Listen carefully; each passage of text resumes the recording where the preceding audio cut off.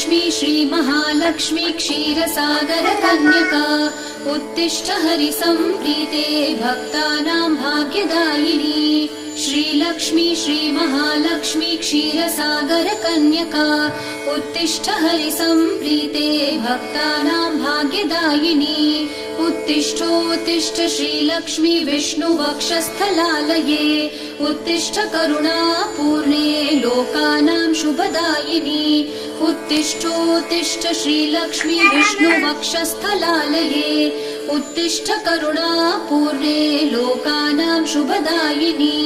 श्रीपद्ममध्यवसिते वरपद्मनेत्रे श्रीपद्महस्तचिरपूजित पद्मपादे श्रीपद्मजातजननी शुभपद्मवक्त्रे श्रीलक्ष्मी भक्तवरदे तव सुप्रभातम्।